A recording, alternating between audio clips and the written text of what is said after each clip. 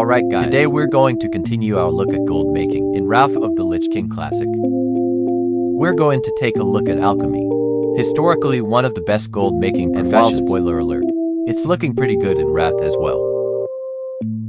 With the ability to use smart stacking on the auction house. It's just fantastic. And consumables, well, they're always good because people run out of them. They drink them, and then they need to buy more every week, guaranteeing that you will get to sell items consistently.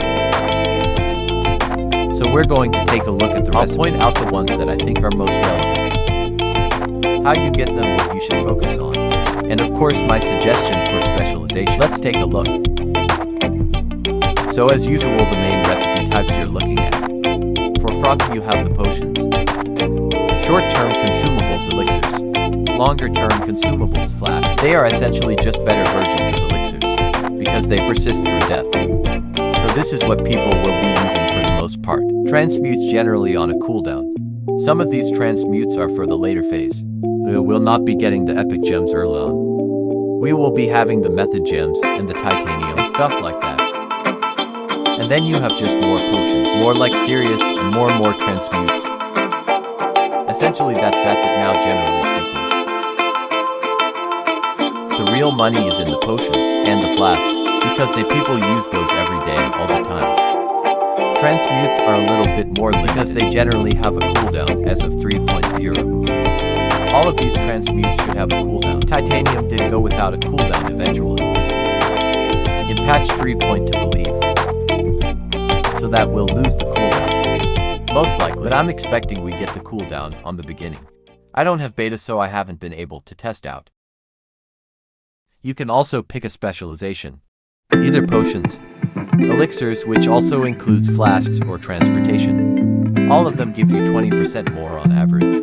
You have a you'll sometimes proc 2 extra. Sometimes you can even proc 4 or 5 extra items when you craft a recipe, but it averages out to 20% more. Once you've done enough. Now generally speaking, transportation mastery is, in my opinion, terrible because you can only do this once every day. Once every 20 hours or 24 hours or whatever. Which means that the amount of gold that this 20% extra bonus is affected by is relatively limited. You might be selling hundreds of gold worth of flasks or potions on a given day. And you'll just, in my opinion, get way more economic benefit from having a bonus on either potions or flasks, which is where the vast majority of your sales in total gold is going to come from. So I would not go transportation. Both stars and potion can I'll personally be going potions, because I think that's the highest volume, but we'll see. I might change it up if it looks like flasks are more profitable, but I'm planning to start with postmaster. That's where what my current alchemist is. Now recipe acquisition is of course extremely important, particularly early being first to market or being in the market when there's small amount of competition, just you and a few other crafters. You're gonna be making a lot of gold per item. Now there's a bunch of them. Most of them are from the trainer, or about half of them this list. And then you have the Northern Alchemy research. This is new in Wrath. This is a 3-day cooldown, which will give you a new recipe every time. And this will give you one of these recipes, which you can only get from Alchemy research. Now one thing, you can learn transmutations from other transmutations, particularly these elemental transmutations. So once you get one of these, there's a little trick you can do. Once you get one of these eternal transmute, start doing that one on cooldown, because then that's gonna discover more of these elemental transmutes, which increases the chance that when you do your alchemy research, it's going to get you one of these, and that's going to be more efficient overall. And as will get you some of these recipes are way more important than others. This is obviously means that there's going to be a large amount of randomness to early gold making, because the 2 big DPS potions, Potion of Speed, Potion of Wild Magic, are both from research.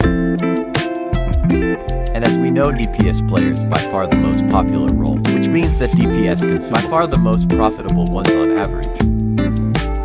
And the main potions for those are getting the rest is something you cannot influence directly. Someone's gonna get lucky and get this on day. Someone's gonna be unlucky and not get the recipe for potion of speed for a month. That's actually how it's gonna go down. Obviously, you're looking to hope that you get some of these recipes early. If you don't, then you might want to go back to Flask Mastery or Elixir Mastery. But these are going to be very, very popular, of course. We don't know how the speedrun meta is gonna be. Max Drama's Phase 1 is not particularly, so that's all I have to see. You just have to get lucky. There's a couple of recipes at the end. The protection potions, they drop from specific mobs in Ice Crown. And they're all buying them pickups. You have to go farm those. The first protection is perhaps the most interesting one out of these. Now, as I said, the most notable recipes. The flask's very important, particularly Endless Rage and Frostworm. The DPS flask, once again the most popular ones. And then we have health potions and stuff like that. Can be profitable, but often the health potions and mana potions drop too much from various farms that people are doing, so they're very cheap. This is the Indestructible potion. This one is going to be relevant for tanks. Some DPS like Death Knights are going to use this. Due to a talent called Bladed Armor, it gives them essentially attack power from armor, so in some fights they'll be preferring this potion, or using this for the pre-pot. So that's definitely a potion to pay attention to. But the big ones, portion of speed increases highest rating by 15 seconds. This is big, particularly for anyone who takes advantage of snapshot thing. This is the potion to go to. There might be some casters that prefer Potion of Wild Magic with the 200 crit writing, and 200 spell power for 15 seconds instead. But those are the main ones. Then you also have the Frost Protection. It's possible that this becomes relevant for Saffron and Dex. And we might see some Shadow Protection on Lothar. Don't think we needed to do that back in the day, but we might see it come through again. But that's about it. For the recipes that are looking most relevant, and the ones I'll be focusing on, the main thing you're doing is really just hoping that you get lucky and get some of these good potions early on, instead of getting elixirs. That almost no one is going, because flasks are just better, because give you more DPS stats. They persist through death, making them way more preferable. Now the last thing I wanted to talk about a little bit is the general strategy for selling these items. And you're going to utilize what I call smart stacking, what I've been doing since Classic. With Alchemy, they sell the potions and flasks in every stack size, 1 to 5, because I'm not competing with other people. Posting stacks of 1 with my stacks of 3. I'm specifically targeting people who want just 3 flasks. I will cover them this rate night. And a lot of people, perhaps a surprising amount of people, are willing to pay a little bit extra per item to get exactly the amount they need in one click. This has been one of the most consistent effects with Alchemy. I've used this in every expansion where you have stackable items on the auction house. I did it in Classic. I did it in TBC. I did it in Legion. I did it in BFA before they reworked the auction house. I will guarantee you that this works. I'll be making my TSM setup and sharing that. As soon as we have the pre-patch, I'll start working on TSM setups. And I'll be out for patrons. And then eventually out for everyone. But yeah, that's really the approach that you should do. I can't make the TSM setup until we actually have items available on the auction house, or at least in the database. But that's what we're gonna be looking at. Yeah, this is gonna be profitable.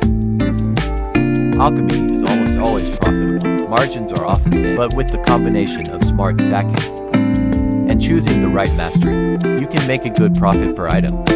And the celebrate is just through the roof. So yeah, good luck.